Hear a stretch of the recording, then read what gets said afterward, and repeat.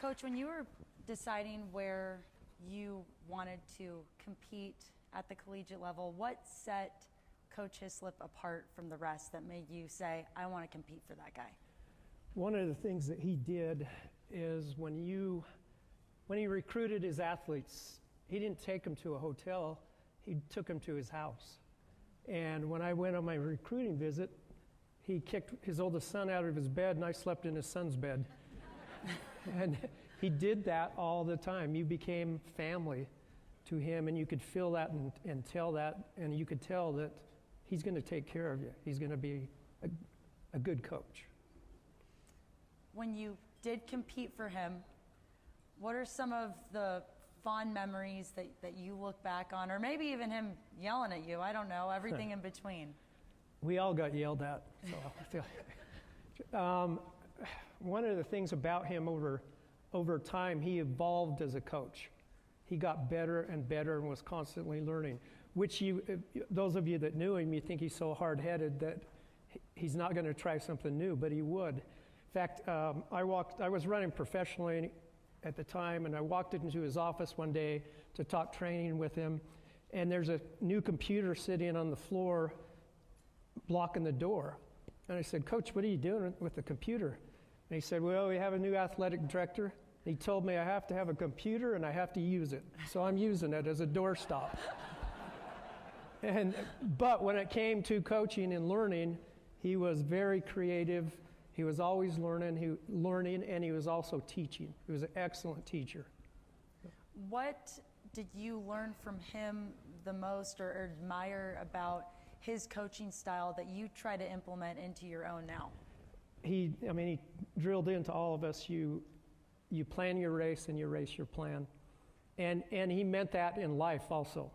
And we truly did that with him as a coach. We always had a plan in place.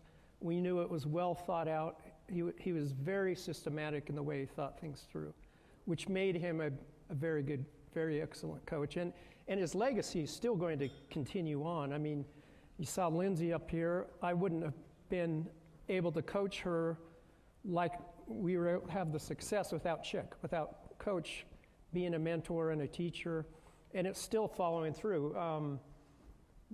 The NCAA championships and USA championships for the men were won by a BYU steeplechaser this year. He's still in college. He won both of them, and he's being coached by Ed Eyestone. Ed was an assistant to Chick at Weber State before he went to BYU. All of the best steeplechase coaches in the country have learned from Coach Hislop. And in fact, he just did a clinic last winter and brought coaches into Weber State. So right up until the end, he was still teaching. So.